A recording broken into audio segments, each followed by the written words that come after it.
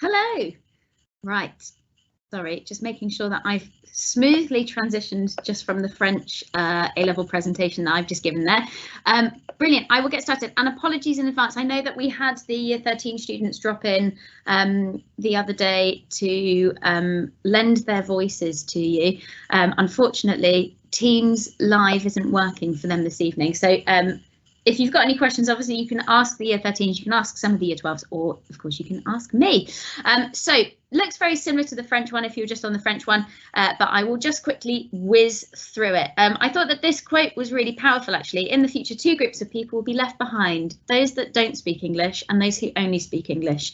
I can't remember who said that quote, but I did hear it once on one of my language teacher training days off in the UK, and it really stuck with me. Stuck with me so much I couldn't remember who said it, but anyways, you know, this is true. We are living in multicultural and forever expanding global network. So lots of reasons to learn Italian aside from just really enjoying Italian.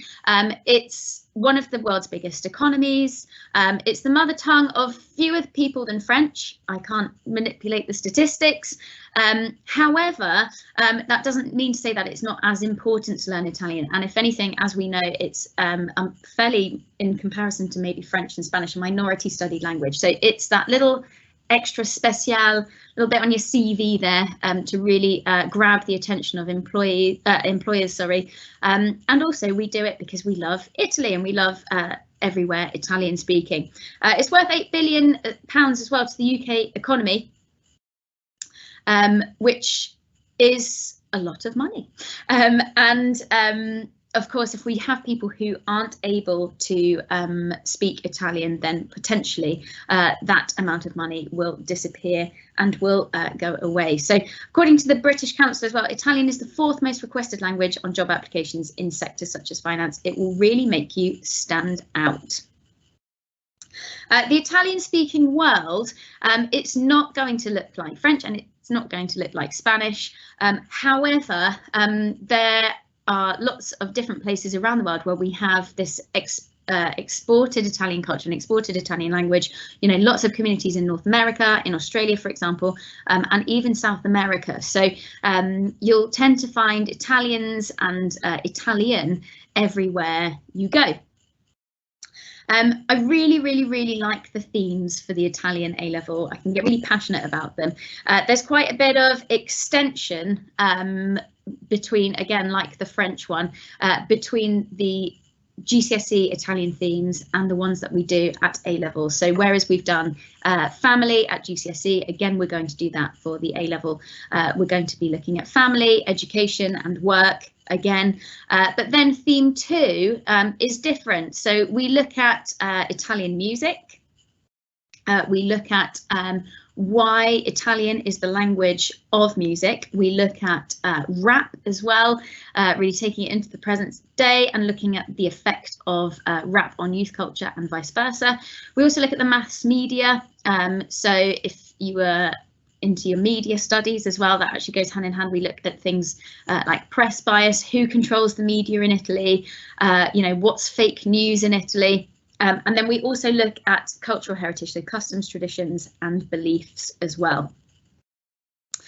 Theme 3 is positive impacts of immigration on Italian culture and society. We look at the problem of emigration and immigration, so we look at the positive and negatives on Italian culture. Italy historically was more a country of emigration than it was immigration. We also look at the north-south divide. Italy's a very different country when you start to look at it region by region. So in the north and the south, how different people feel about one another is very interesting, and there's lots of differences indeed. And we look at as well the mafia as a part of that particular theme, which students really enjoy. Theme 4 is from fascism to today. So we look at, so this is Mussolini. He was the dictator in World War II. He was actually the inspiration for a lot of the things that Adolf Hitler did. So we look at how he got into power. It's a really interesting story. He suddenly goes from having basically no seats in the Italian parliament in the first round of elections, not even people from his hometown vote him in, and then suddenly 3 years later he's in charge of Italy, and he's leading Italy a decade or so after that into World War II. So we look at what life was like under Mussolini and during World War II, and then we look at his fall, and we look at the transition from going from dictatorship into democracy.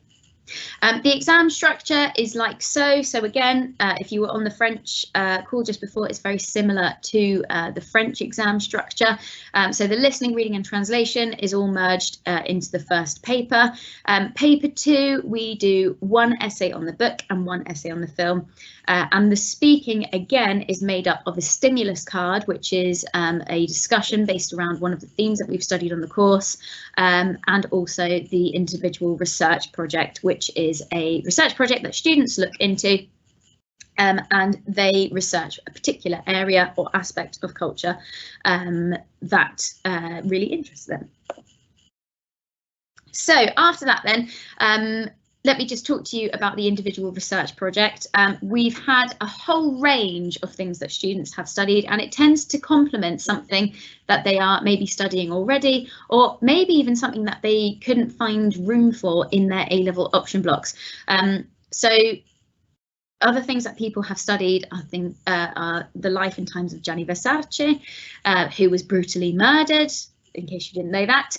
The Italian royal family. Italy doesn't have a king or queen anymore, so somebody was curious, well, what happened to them? Where are they now? It's very interesting. One of them is a reality TV star in Italy. We've had other students who are interested in music, so they've looked at one of the opera composers, Puccini, Mussolini's personal life, and one of the many occupations of Libya by Italy. For the film and literature, we study the novel in Year 12, Volevo I Pantaloni.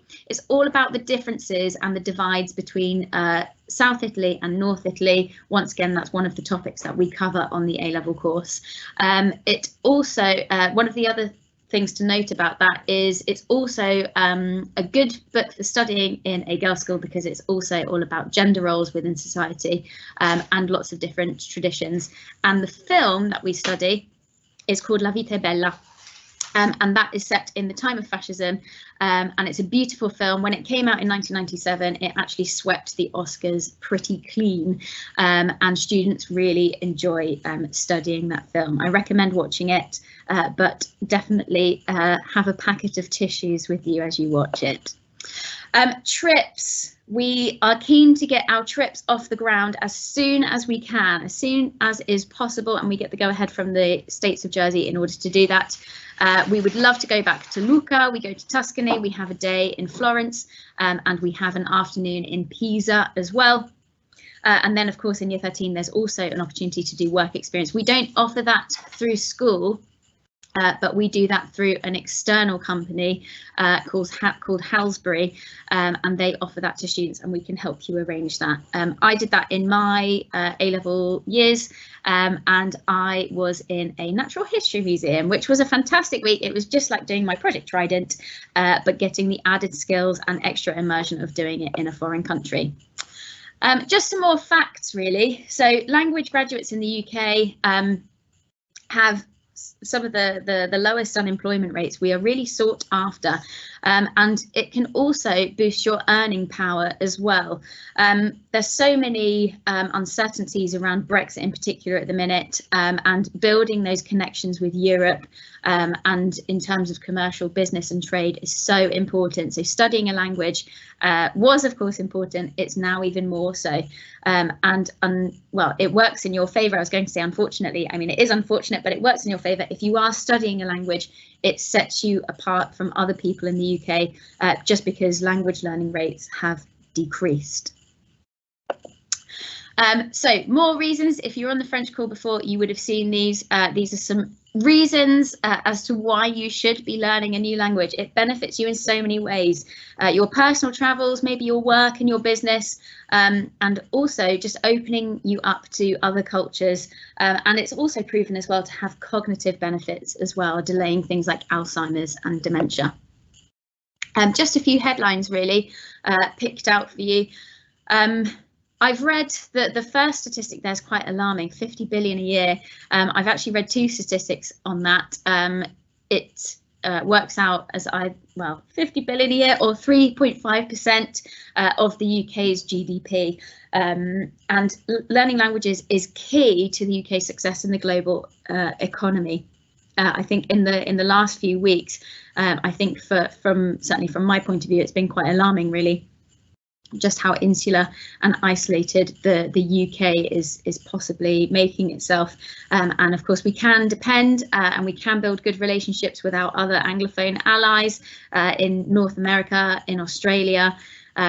However, really our closest neighbours are the ones that we can visibly see from St Catherine's Breakwater across the way in Europe. So and of lots of our products, lots of our produce comes from Italy as well. Unfortunately, as I said, Tamsin was unable to get onto the Teams live event today. We're doing this slightly differently, but I'm sure if you've got any other questions, I'll just quickly check the Q&A section. I can't see any questions in there for the time being. But if you've got any questions that you want to ask, please do not hesitate to ask me, or if you want to be put in touch with the any of the Year 12 students or any of the Year 13 students, I know that they would definitely be ready to take any questions from you. Okay, right, so I'm going to leave it there then, and wish you a good evening. And like I said, if you've got any questions or you want to find out a bit more about the Italian A-level, then just let me know. Thank you.